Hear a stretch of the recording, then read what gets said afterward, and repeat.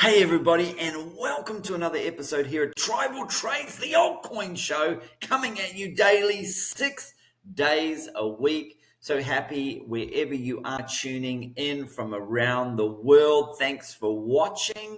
And today we're going to ask, what is going on with this altcoin? What altcoin am I talking about? You're about to find out, but I know many of you hold it because I get asked questions about it all the time. And so we're going to talk about this specific altcoin and try and figure out what on earth is going on. But of course, and then we are going to look at the charts at the after we cover that altcoin and we talk about some news. We're going to cover some charts, which is going to cover some altcoins. So stay tuned for that as well. Okay, now, of course, you know what I'm going to say. If you're a regular watcher, smash the likes. This helps get this channel out to more people and does help support the channel. Really appreciate all the wonderful, kind comments that people do leave for me. I do read and respond to all of those. Thank you so much for that. And of course, all the questions I do look to get back to as soon as I'm able. And don't forget about the cheat sheet. It is linked below in the description of this video and every video that I have done. It is my personal roadmap to this crypto bull market success. And so check that out. There are tons of free educational videos and content, trainings, as well as some of my entries and take profit prices for this bull run, as well as the link for the Stocks with Josh Discord, which is also linked below in the description. The most amazing Discord on the planet. I'm in the crypto channel there daily, sharing and engaging with that incredible community of people there. Big shout out there. Certainly you can get started and sign up on the Discord. There are a couple of plans there. Okay, so we're going to discover what is the altcoin. The altcoin that I'm going to be talking is none other. I think many of you have guessed it already. It is going to be Ethereum. And like this chart here, Coin Mamba, Ethereum Foundation spends $8 million a month so we can have this price chart. Extraordinary work. And yeah, look, you know, it's not a secret that if you had bought Bitcoin and not Ethereum, you would have made more money. And many people say, well, Ethereum's cheaper. That's why they bought it, but you would have made a lot more money if you just held Bitcoin. And I mean, look at this extraordinary drop from 0.08 down to 0.03 of Ethereum per Bitcoin. I mean, that's just extraordinary drop in price compared to the price of Bitcoin. Don't get caught up in the price of an asset just because you have more of it. Oh, I have a gazillion coins. You have a gazillion coins of something that may be worth nothing, rather than having a portion or a fraction of a coin that is worth a whole lot more because the supply is so much smaller. The Bitcoin supply is 21 million and the supply of Ethereum is a lot higher than that. We're going to look at the supply in a moment. So certainly there, Ethereum is the one that we're talking about. And this is not to scare anybody. Listen, look, sit in a safe space here because I'm going to show you a chart that you may not like for Ethereum. So just hold on to your hats for a moment here. But this could scare you. Not to alarm everybody. Yes, you have. Trade Travel Chill. You've alarmed absolutely everybody by posting this. There was always a chance ETH still had a macro level 3 drop to come, and we might be beginning that now. This could have us seeing somewhere between 1,800 to 2,100 Ethereum. Let's see if support holds first, though. We are going to go into the Ethereum chart, and I am going to share my view on this, whether I agree with this or not. You're going to have to wait to see there, certainly in regards to Ethereum. So let's jump over here to the liquidation heat map for Ethereum. And as you can see here, we have on the weekly time frame, we do have the most liquidations here to the upside at 26,660 there. We do have a smaller batch here at 26,000, about 27,000. So that's the most immediate. There's not really a lot under price on the longer term time frame. So I think overall I'm bullish for Ethereum want to move to the upside, but will we have a move to the downside first? So let's come down to the 48-hour liquidation heat map and see what that shows us. And we do see a little bit underpriced here at about 20,450. But again, more to the upside here at 25 and at about 25 to almost 2600 there, I should say. And then, of course, let's look at the daily time frame, which is even the shorter time frame here. And really, there's mostly looking here above price as hell. So there's a little bit there looking over the 48-hour range. Within the next 48 hours range, we do have that little spike of yellow down here. So we could see a little bit of a drop to the downside, but we may not. That might get left. They might say, oh, that's just not enough there to come down and grab, when we have a lot more here to the upside. We've got around 27 million. And then above that, we have got another 24 million. So there's like 50 million there, as opposed to down here, we've got about 21 million that is there. But certainly a drop down to this level at about 2450 for Ethereum, and before we go and spike 2560 or 2580, wouldn't surprise me. Of course, we could go to the upside first before coming to the downside. Okay, well, let's jump into the charts, and we are going to jump into the charts and start with Banana Gun. So Banana Gun here just keeps loving moving between that 54 to 52 range, that it just seems very intent. $52 stuck between a little bit of a range there. Certainly a breakout above that $54 level could see us with an entry there for Banana Gun. Now, for those of you who might be new to the channel, when I go through these charts, these are more for swing trades, and swing trades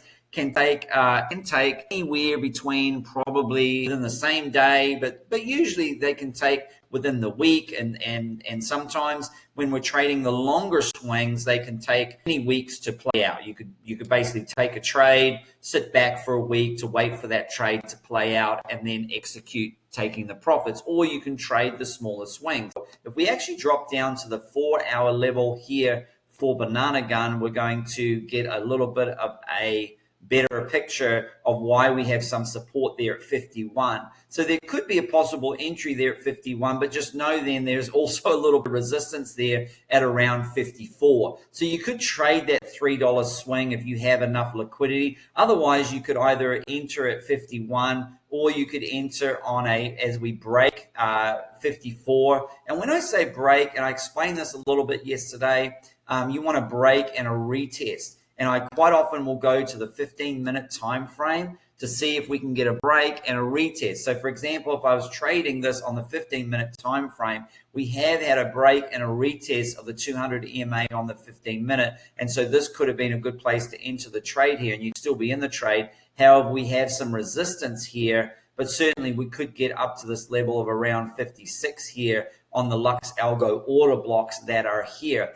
And so you just have to decide, okay, where am I going to ride this up to? On the smaller time frame, if you're in the trade, you could take profits at 56, but maybe the trade's not quite big enough. So you zoom out and say, well, actually, I'm going to look to more take profits a little bit higher where we broke down from around the $60 level. Or if you zoom out on the daily and say, hey, I'm going to be a little bit more patient, and I'm going to look to take some profits more up around this 58, maybe even higher, the $60 level there for the Banana Gun trade. So certainly there is an entry here at 54. If we come back down to retest this 54 level, there is an entry there. Certainly have a stop loss below there in case we go lower. And of course for HODL, certainly 54 is not the ideal price to have gotten in. I did get this trade all the way back down at 33, but if you did have no Banana Gun and felt like you wanted some, this is what I call a just in case bag,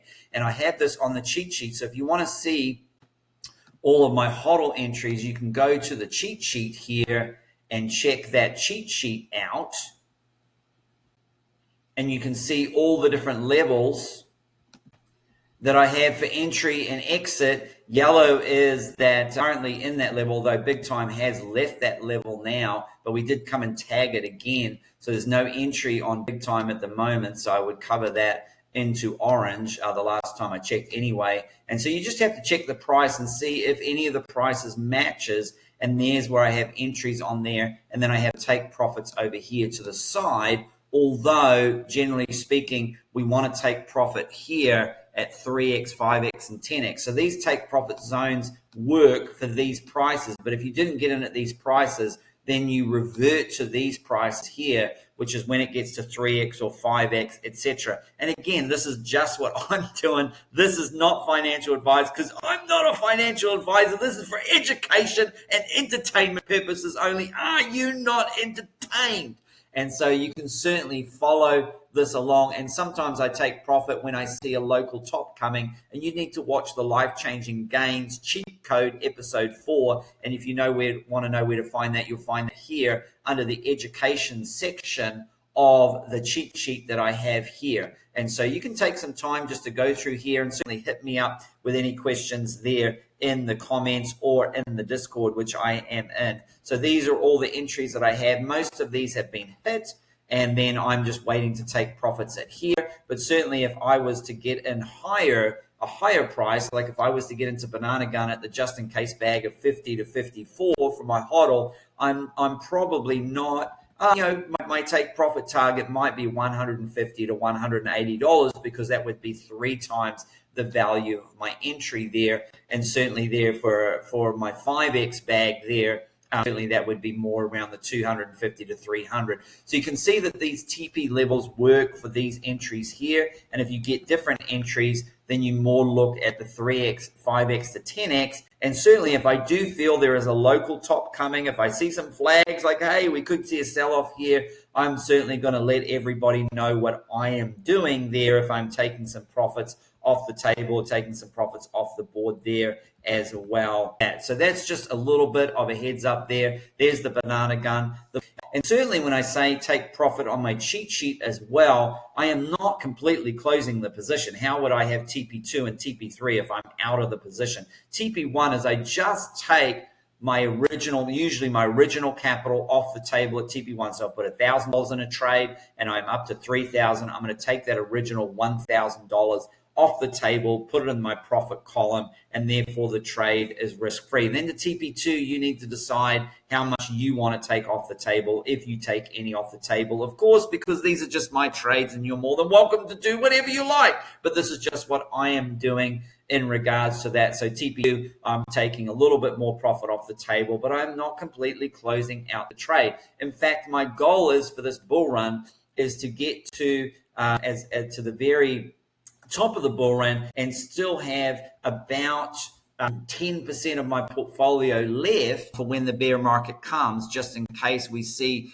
a further move to the upside. I'll still have a little bit left, but if I put 1,000 in, I'm hoping that has turned into 10,000 and I will have taken 9,000 out and I only leave my original capital. If I've only made a 5x, then I would have wanted to take out of if I put 1,000 in and there's now 5,000 in trade, I would have wanted to take out 4,000 by the time of that top of bull run and just have my original, and it's called a moon bag. And so you kind of flip the script at the beginning when you're first taking your first profits on your hodl bag, you're taking your original capital out, and then you keep taking money out and profits all the way up to where hopefully if you timed it correctly to the top of the bull run, that you will just literally only have a little bit of money left in the market there. Most of it is out in stable coins ready to buy up in the bear market accumulation. So we see here with Ethereum, what we have here on the daily chart is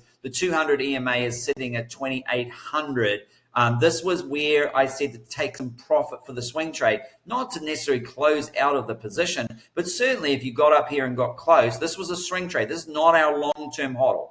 Okay, we had a swing trade from here up to here. Some of you took profits, some of you didn't, some of you stayed in the trade, some of you didn't. That's totally up to you. We have a re-entry here at 24.9, so 2,490 at the 50-day moving average. If you're not in Ethereum or want to get in Ethereum, we have a further line down here. So I'm not necessarily aligned with the earlier article where I see it coming down to 21 or 1800. I'm not seeing that. This is the bear market support line for Ethereum, and I do think that this has a higher probability of holding. So I do think if we see a drop, I think it's more likely we come back to the 2350 area, which is the 200 simple moving average on the weekly. However, this 50-day moving average could hold, and so far it's held twice. Here we've had spikes down into it, and there has been enough demand there. 24, we're at about the 2500 level there. And then the take profit level would be still up at around 2800. It's come down a little bit lower to 2790 there for Ethereum, but that's just on the swing trade. We got the tribal trades trend line, and we got the 200 simple moving average to break through. So after we take profit there, we would want to stay in the trade and then take some more profit up at 3000. Now, of course, you're more than welcome to close the trade, or you can move your stop loss up. So if it goes against, and the idea is take profit here. We want to see this break through, retest the support, and then move further on to the upside here for Ethereum to get up to the $3,000 level, okay? That's the whole idea of it. So we don't want to completely close. And this is not for HODL. If you're an Ethereum HODL and you bought it at a high price of 3,400 or 3,800 or 4,000, if it's me now, I think we're at or near the bottom with Ethereum. So if I have Ethereum now and I have a HODL bag, I'm absolutely not looking to sell my Ethereum at this level. I'm looking to get more out of Ethereum as we get more up to these levels here, Ethereum, depending on the price that I got into it. Okay. Now, fortunately for me, I got into Ethereum at 1,700, so I was able to take profit in between the 3,400 and the $4,000 level. Okay, so that worked out quite well for me.